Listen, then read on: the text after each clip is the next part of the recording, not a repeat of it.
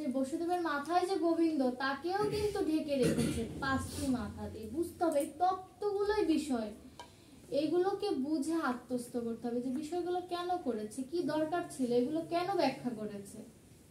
এই যে পঞ্চভূত দিয়ে যে ঢেকে রেখেছে, আর যমুনা জোরে জোরে ঢেউ দিচ্ছে ভগবানের চরণ পাবে।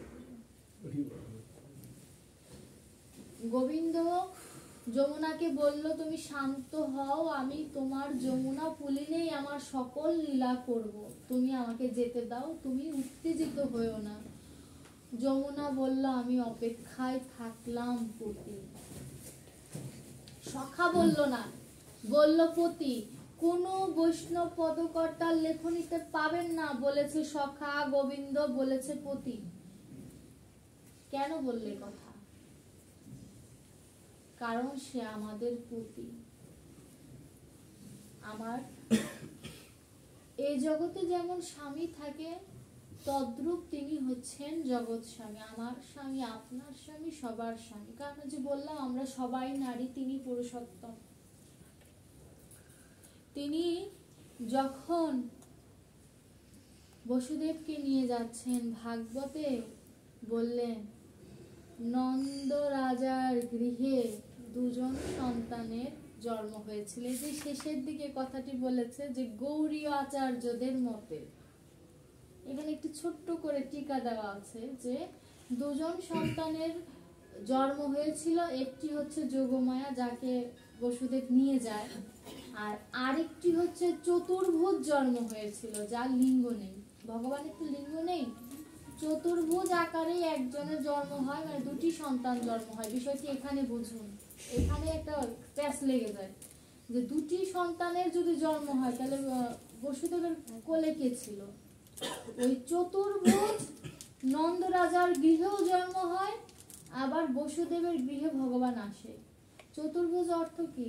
সম্পূর্ণ দেহই ঠিক আছে কিন্তু লিঙ্গ নেই, মানে মেয়েদের বা ছেলেদের কোনো লিঙ্গ নেই। ভগবানের তো লিঙ্গ নেই। তো যখন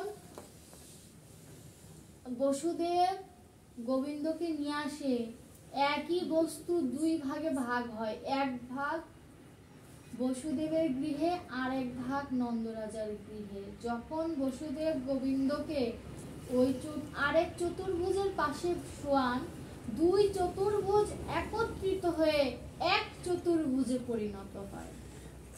আর যে যোগমায়া থাকে সেই যোগমায়াকে বসুদেব নিয়ে তার সেই কারাগারে ফিরে যায়, আচার্যদের মতে।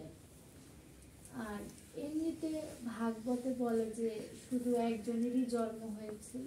আচার্যদের কথাও ফেলা যায় না, কারণ আচার্যদের কথা এখানে উল্লেখ করা আছে, এর জন্য আমি এটুকু স্মরণ করলাম।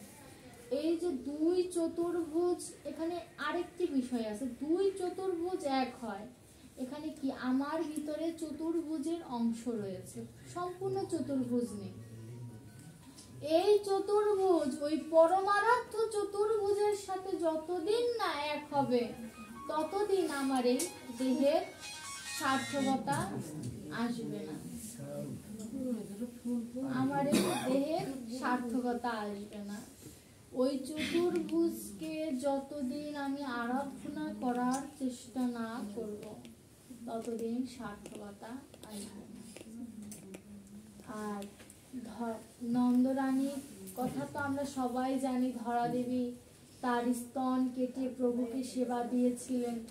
এর জন্য ধরা দেবীর কাছে প্রভু সারা জীবন ধরা পড়েই আছেন, যতবার আসবে ধরা দেবীর কাছে সে বাধা আছে। কিন্তু আমার এখানে একটি মাত্র নিবেদন, আমি ব্যক্তিগত নিবেদন রেখে ভাগবতটি বিশ্রামে রাখবো। ভাগবতের তো শেষ হয় না, বিশ্রাম দিতে হয়। আবার কোনো দিন যদি সুযোগ হয়, আবার যদি ভগবিন্দ আনে কোনো দিন হয়তো পাঠ করব। যে বর্তমান যুগের যে পরিস্থিতি, মায়েরা বাবারা অনেকে এসেছেন, সন্তানকে বই হাতে তুলে দেওয়ার পাশাপাশি ভাগবত অথবা গীতা যে কোনো একটা তুলে দেওয়ার অনুরোধ আমি রাখবো। কারণ আমাদের ধর্মটা নষ্ট হয়ে যাচ্ছে, শেষের দিকে চলে যাচ্ছে। একমাত্র সনাতন ধর্ম বলে টিকে আছে, অন্য কোনো ধর্ম হলে শেষ হয়ে যেত। মায়েরা চলে গেলে আস্তে আস্তে কোনো আওয়াজ সনাতন ধর্ম বলেই টিকে আছে। আমাদের সনাতন ধর্মের উপর যে অত্যাচার করা হয়েছে আজ পর্যন্ত, অন্য কোনো ধর্মের উপরে করা হলে সেই ধর্ম শেষ হয়ে যায়। আমাদের ধর্মটা সনাতন, যা আগেও ছিল এখনো আছে, এর জন্য হয়তো টিকে আছে। কিন্তু টিকে থাকার জন্য বর্তমানে যেভাবে ধর্মান্তর হচ্ছে, ছেলে বা মেয়েদের সংখ্যাই বেশি, এখান থেকে বের হয়ে আসার জন্য আমাদের প্রত্যেকটা মা বাবার উচিত ধর্ম সম্পর্কে সন্তানকে অবগত করা। কেন পূজা করি আজকাল মেয়েদের বা ছেলেদের প্রশ্ন করে ঠেকাই দেয় মুসলমানরা, যে পূজা করো কি কারণে?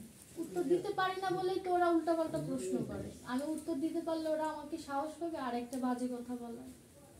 আমার ধর্ম সম্পর্কে জানতে হবে। মুসলমানরা খারাপ হোক, চোর হোক, যাই হোক, 1 মাস রোজা ঠিক মতো করে, সারা সপ্তাহে নামাজ না পড়লেও শুক্রবারের নামাজটা ঠিক মতো পড়ে, মিলও আছে ওদের মধ্যে। কিন্তু আমাদের হিন্দুদের মধ্যে মিল নেই। এই মিলের অভাব, শাস্ত্রগ্রন্থ পাঠ করার অভাব, এগুলো মা বাবাদের দ্বারা সম্ভব।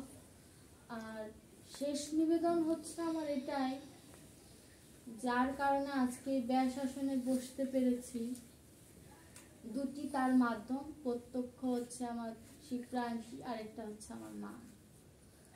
আমার মার কারণে আমি পাঠ করার সুযোগ পেয়েছি, কারণ আমাকে আমার মা এই জ্ঞান দিয়েছে। আর শিবপ্রান্তির মাধ্যমে আমি ব্যয় শাসনে বসার সুযোগ পেয়েছি। তা আমার এই 2 মায়ের জন্য আশীর্বাদ করবেন। এরা কিছু করতে না পারলেও যেন সবসময় ভক্ত সঙ্গ করতে পারে, কৃষ্ণ নাম নিতে পারে, এদের মধ্যে যেন ভক্তি থাকে, একটু আশীর্বাদ করবেন। আমার মা অনেক অসুস্থ, আমার মার জন্য একটু আশীর্বাদ করবেন, যে আমার মা যেন সবসময় আমার পাশে থেকে আমাকে সাপোর্ট দিতে পারে। আমাকে বকাঝকা করুক আর যাই করুক, আমার পাশে যেন আমার মা সব সময় থাকে। আমার মার সাপোর্টটা আমার জন্য অনেক বেশি দরকার বর্তমান পরিস্থিতির জন্য। আর কিছু বলার নেই। আর ভক্তদের কাছে আমার একটাই নিবেদন, আপনারা আমাদের মানিকগঞ্জের মানুষ আমাকে ছোটবেলা থেকেই মোটামুটি 10-12 বছর ধরে দেখতেছেন। আপনারা সবাই আমার পাশে থাকবেন, আশীর্বাদ করবেন। আর ভুল কিছু যদি কানে শোনেন, নিজের মেয়েকে বিশ্বাস করে অন্তত পাশে থাকবেন, এইটুকুই আমার অনুরোধ। আর কিছু বলার নেই।